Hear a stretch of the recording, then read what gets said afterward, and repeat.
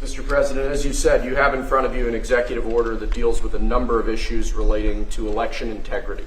As you've consistently identified, two of the biggest problems we have with election integrity in this country are, one, inaccurate voter rolls that allow ineligible people to vote in various federal and state elections all over the country. And secondarily, you've consistently identified that vote by mail in this country has become rife with fraud. People returning ballots who aren't eligible to return ballots, ballots being sent to people who aren't confirmed to be eligible voters. So what this executive order is going to do is, one, we're going to take federal data. We're going to ensure that each state's election officials are provided with a comprehensive view of who the eligible voters in their jurisdiction actually are, allowing them to properly verify that everybody voting in their elections is legally able to vote. And then it orders the Postmaster General and the U.S. Postal Service to take bold new measures to verify that ballots both being sent to people are being sent to people who are eligible to vote, and then the ballots being returned or being properly returned by eligible voters only. And we believe that combined, the measures in this executive order will help secure elections in the future and ensure that the many abuses of our election system in the past aren't repeated in future elections. Right. Howard? So the fundamentals of our democracy are built on voter integrity, right? We all need it. You've said it time and time again. It's a total agreement amongst everybody. So here's the idea. The states, right, run these elections. They will, if they want to use the U.S. mail, U.S. Postal Service, they're going to get a code, a barcode from the U.S. Postal Service, and they're going to put that on the envelope, and we will have one envelope per vote. None of this time where we have no idea, there's no observers to mail, there's no envelopes, there's no certainty. That's all going to go away, and what the president is doing today is he's going to make sure that mail-in ballots are safe, secure, and accurate, and will have a clear distinction. If you voted by mail, you will have it on the envelope. Obviously not on the ballot, but on the envelope. So we will know 1 million mail-in ballots. There'll be 1 million envelopes, and you'll be able to know exactly, correctly, that citizens voted. And this came up with some great legal minds. They looked at the various documents and everything that was going on, because the cheating on mail-in voting is legendary. It's horrible what's going on. And it's very clearly covered, very, very clearly so. I think this will help a lot with elections. We'd like to have voter ID. We'd like to have proof of citizenship, and that'll be another subject for another time.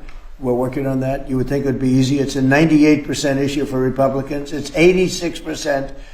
The thing just came out, a poll, and it's 86% with Republicans and Democrats, not leaders, because the leaders of the Democrats cheat.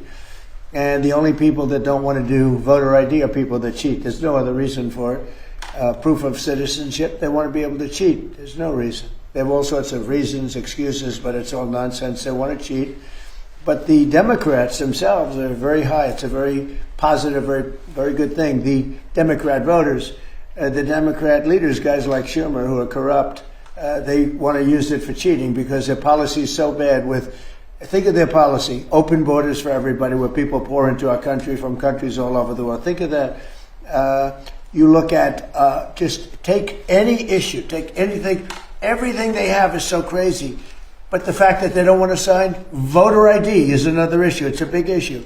The fact that they don't have proof of citizenship, that they want transgender for everybody, that they want men in women's sports. So the only way, they assume, the only way they can win is to cheat. When you have men in women's sports, it's fine, it's wonderful. By the way, I worked very hard with the Olympic Committee and got that terminated for the Olympics. Very nice. Now, girls won't have to get beat up in the boxing ring like they did last time. If you saw those fights, two people that transitioned beat the hell out of everyone, out of other people, women. It was not a pretty sight to watch. So I worked very hard with the Olympic Committee, and we were able to get that out. So the Olympics will not have men in women's sports. But these are the things that they vote on, and that's why we're having a problem with them. They don't want ICE because they don't want people to be taken out of our country that are murderers, that are drug dealers, and that are people from mental institutions, the criminally insane. These are not nice people. And it's amazing. It's not even believable. If you go back 12, 13, 15, 20 years, that we even have to bring up a subject like there will be no trans mutilation. We don't want any transgender mutilization of our children. We don't want to have people pouring into our country from other countries all over the world, where prisons are opened up. All over the world, they're opened up, and they pour into our country. Murderers. 11,888 murderers. Think of that. We got many of them out. And by the way, Washington, D.C. just set a new record for safety. I'm sure you know that, because, Peter, when you walk down the street, you're not mugged lately.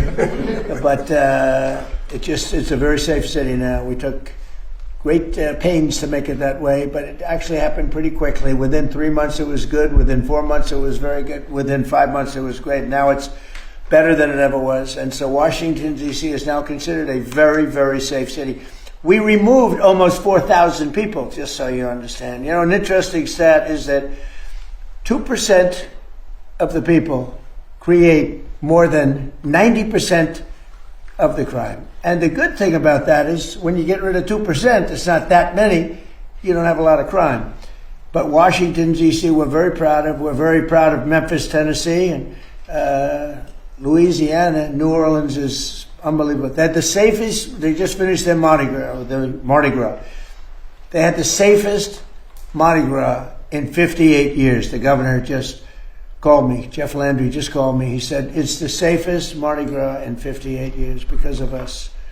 And really, Chicago should call and say we'd like help. New York should call. They've had a lot of problems that we want help. Los Angeles should call and probably will. I think they have to. Now, we're going to have to do something when it comes World Cup time, and we're going to have to force ourselves upon them, which we have the right to do, because we don't want to have any crime. We don't want to have any problems for the Olympics and the World Cup, and even for 250. So with all of that, I'm very happy to be signing the voter integrity, and I think it's going to be really great. So if you don't mind, I will take some time and I'll make this signature absolutely perfect. So it looks very good. So far, so good.